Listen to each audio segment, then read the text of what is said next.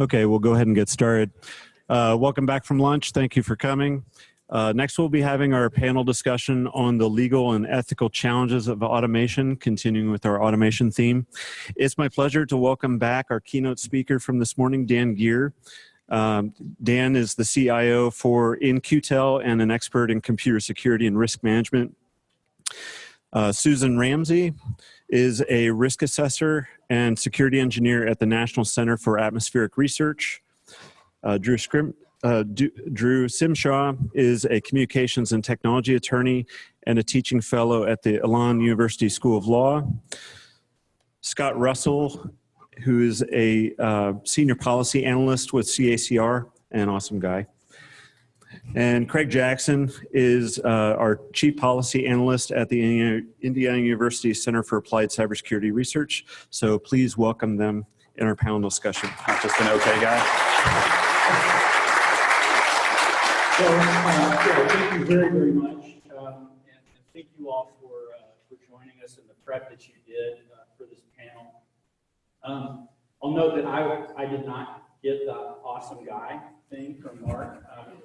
Scott's role here, we're going to kind of co-moderate, but I'm relying on him to be sort of the devil's or angel's advocate. He's the brains, I'm the bronze. I will get us through the next 45 minutes or so.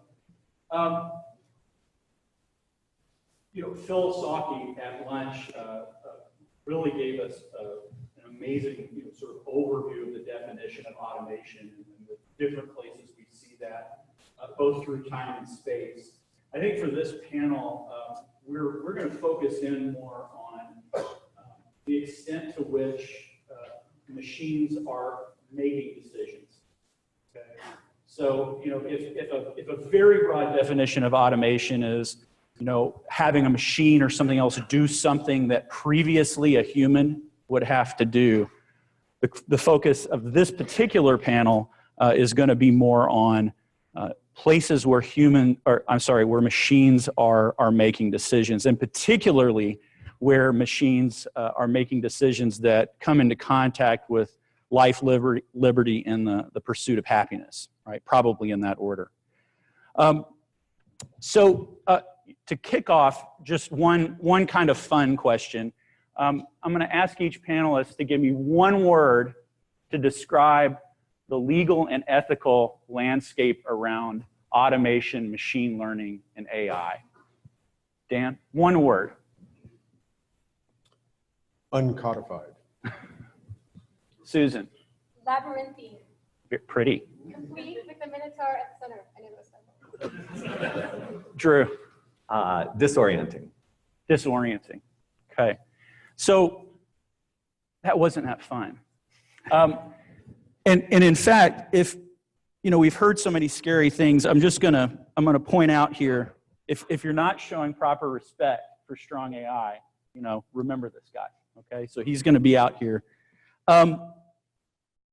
Getting more into substantive questions. In general, and I'm going to really start off posing this to Dan, but encourage everybody to discuss. In general, the law and ethics lag behind the experienced world. They lag behind politics. They lag behind the socioeconomic reality, right?